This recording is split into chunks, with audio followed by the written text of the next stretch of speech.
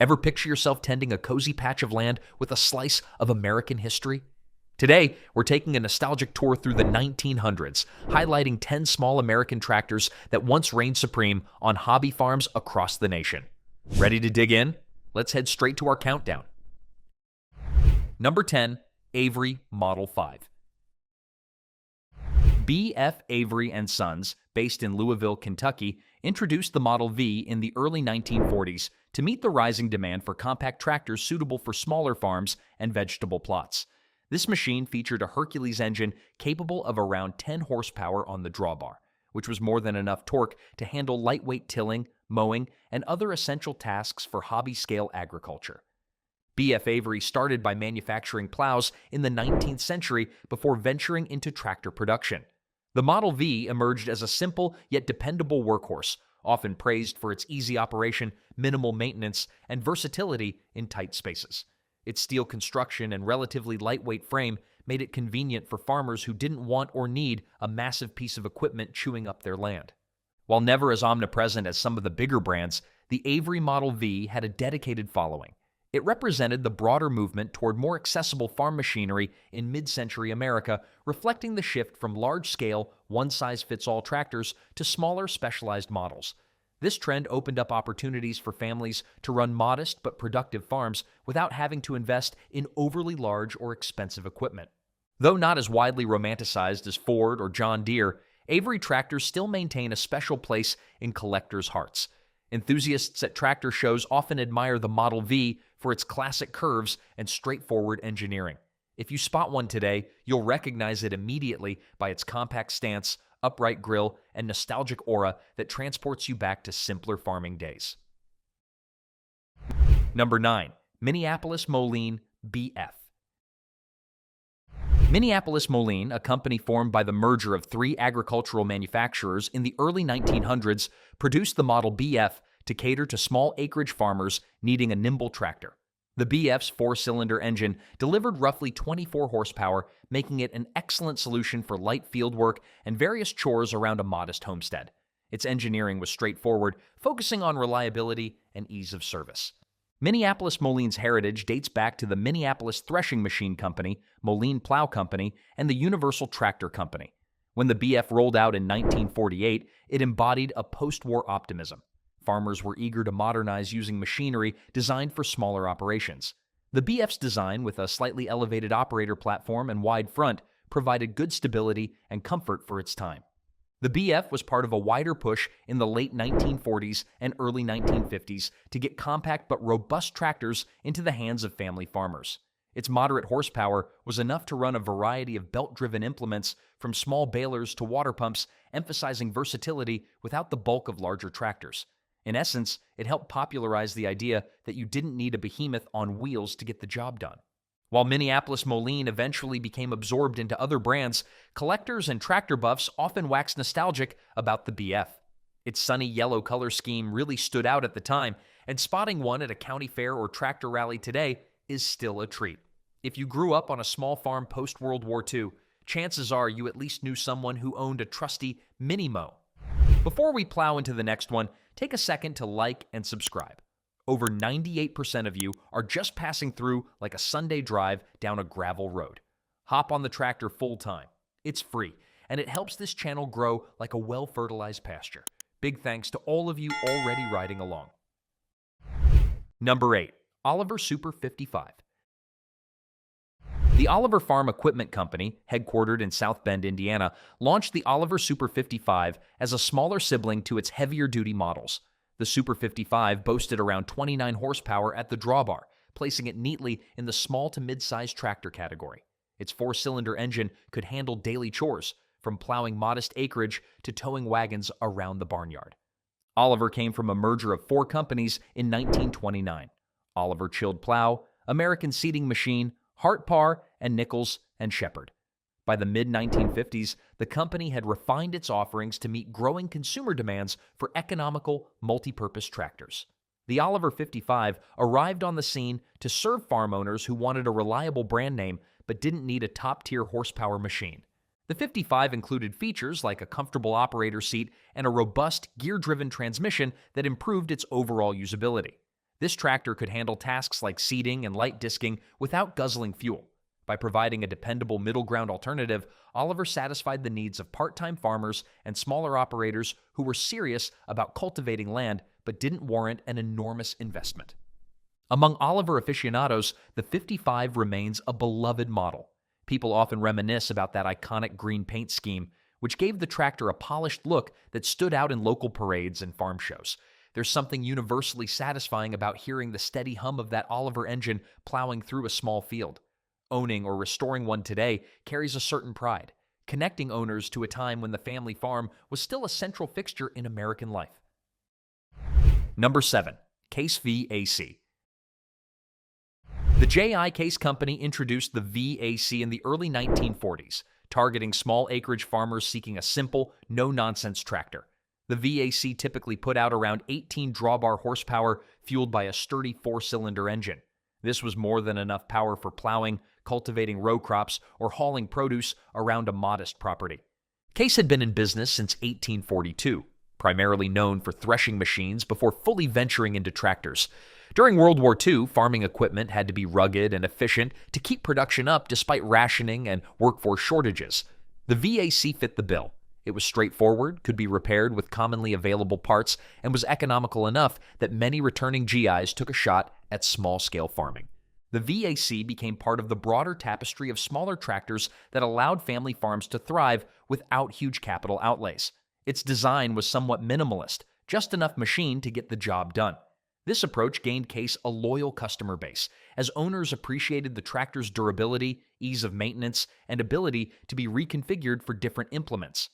Old photos from rural America often show a Casevac humming along in fields of corn or alfalfa. The brand's iconic eagle logo on the grill further cemented its identity as an all-American choice for the working man. The VAC wasn't a race car, but it chugged along reliably, bridging that gap between heavy industrial models and the smaller garden tractors. Spotting one at a farm equipment show today is like stepping back into a 1940s harvest scene, where neighbors lent each other a hand and the land was cultivated with grit and determination. Number 6. John Deere Model L. John Deere introduced the Model L in 1937 as a compact alternative to their larger lineup. It produced around 10 horsepower, plenty for small vegetable patches, orchards, and other light work. Sporting the quintessential green and yellow paint job, the Model L quickly became a recognizable fixture on small American farms. Deere & Company traces its roots to John Deere's blacksmith shop in the 1830s.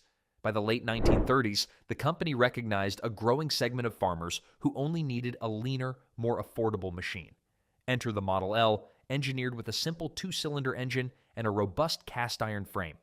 Early units featured a Hercules engine, but Deere later transitioned to its own proprietary power plants. The Model L highlighted a shift towards specialization in tractor manufacturing. Its success demonstrated that compact machines, when well designed, could be profitable and serve an evolving market. While it lacked the might to pull massive implements, it excelled at row crop cultivation and orchard tasks, thanks to its maneuverable size. This opened up orchard farmers, truck gardeners, and smaller operators to the John Deere brand without overspending. The Model L's cheerful paint scheme and distinctive putt-putt engine note evoke strong feelings of nostalgia. In reality, you couldn't mistake the sound of a classic 2-cylinder Deere if you grew up around farm country. Spotting a restored Model L today instantly recalls the simpler times of the 1930s and 1940s, when many families relied on small plots of land to put fresh food on the dinner table. It's no wonder tractor collectors still seek out these vintage gems for restoration and show and tell at community gatherings. Number 5. Farmall A. International Harvester introduced the Farmall A in 1939, targeting small-scale farms needing a maneuverable, reliable tractor. Its 4-cylinder engine delivered around 16 drawbar horsepower, sufficient for cultivating, planting, and even some light plowing. The Farmall A's offset design, sometimes called Cultivision, gave operators an excellent view of the row in front, a handy feature for precision tasks like vegetable farming. The Farmall brand started in the 1920s, fundamentally changing American agriculture by bringing the row crop tractor to the forefront. By the late 1930s, smaller operations clamored for a Farmall experience without the bulk or cost of bigger models. The A satisfied that demand perfectly, and quickly became a staple on many family farms. The Farmall A's introduction coincided with a broader push to diversify tractor offerings. Its simple mechanical layout made repairs easy, even in remote rural areas. The model's success paved the way for an entire line of offset tractors under the Farmall name, which became synonymous with dependable, everyday farm work. People lauded its agility in tight spaces and around orchard rows, attributes that remain appreciated by vintage tractor enthusiasts today.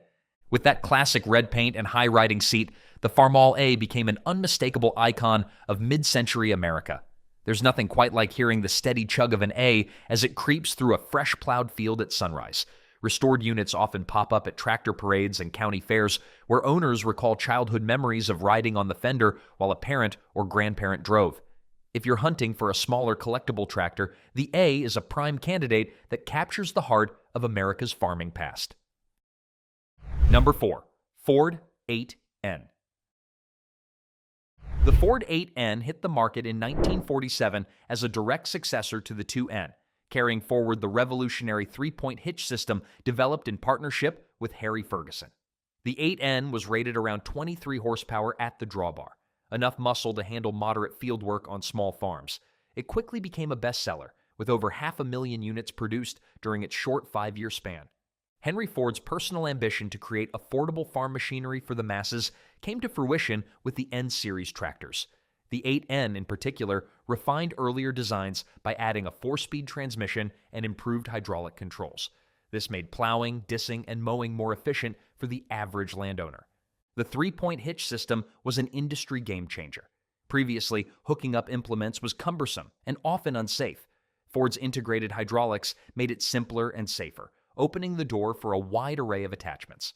On the cultural side, the 8N became a symbol of post-WOTU optimism. With returning veterans and an expanding suburban fringe, many Americans wanted a piece of country living, and the 8N made that dream accessible. Ask any rural community about a little gray Ford, and you'll likely hear warm stories of fields plowed, barns built, and families supported. The 8N's bulletproof design means quite a few are still humming along today, either in actual farm duty or lovingly restored for weekend parades. Spotting that distinctive gray and red paint scheme is a surefire way to spark conversation at any tractor meet, as folks recall the Ford that kick-started an entire generation of hobby farming. Number 3. Allis Chalmers Model G. Allis Chalmers launched the Model G in 1948, capturing the attention of small-scale growers and market gardeners. The G's rear-mounted 4-cylinder Continental engine generated about 10 horsepower, which was more than enough for light cultivation tasks. The biggest quirk? Its engine was placed behind the driver, giving the operator an unobstructed view of the front-mounted implements. Allis Chalmers originated from the Decker and Seville Reliance Works back in the 19th century, growing through mergers and acquisitions. By the late 1940s, the company recognized a niche for compact tractors ideal for specialty crops. The Model G's design was radically different from most front-engine tractors, but it worked wonders for precision work in vegetable rows or strawberry fields. The Model G was an early example of purpose-driven design in tractor manufacturing. While its horsepower wouldn't tackle large-scale plowing, it excelled at cultivation and planting. The distinctive rear-engine layout allowed farmers to see exactly what the implement was doing. This concept helped shape the idea that specialized tasks sometimes require specialized machines, even if they look unconventional. The Model G remains a curiosity and a favorite among collectors. It can be a conversation starter because of that engine placement and the almost golf cart-like silhouette. When you see a G out in the field or at a vintage tractor show, you can't help but marvel at how Allis Chalmers took a risk on a new design and ended up with a cult classic. If you ever get the chance to test drive one, you'll discover why it's still beloved by small crop enthusiasts and hobby farmers who appreciate that front row seat to their work. Number 2. John Deere Model M.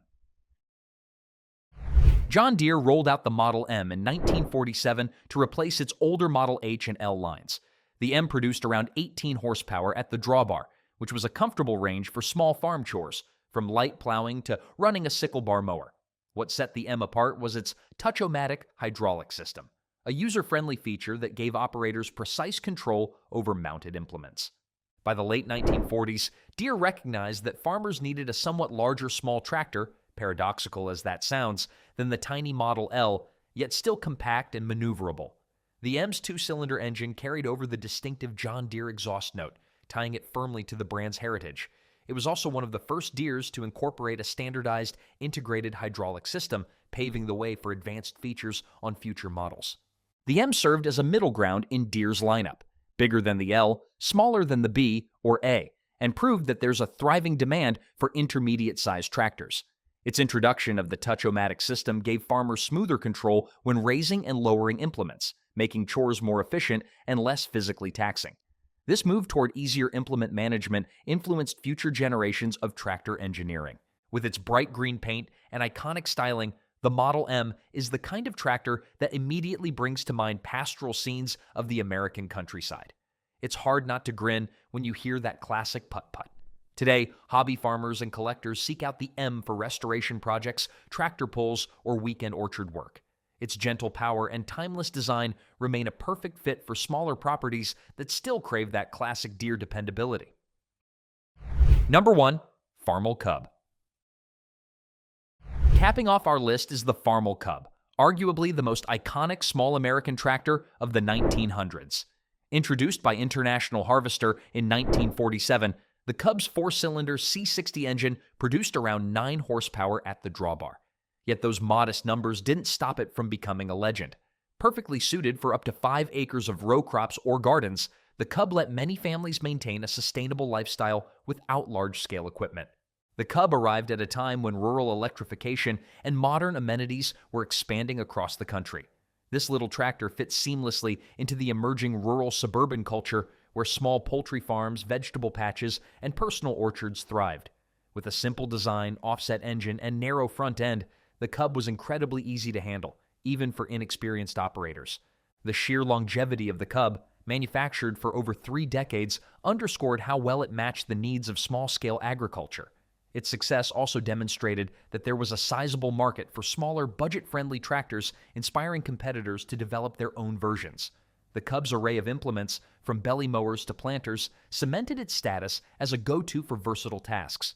For many tractor fans, the sight of a Farmall Cub conjures images of simpler times, families working side by side, gardens bursting with fresh produce, and the gentle hum of that little red machine.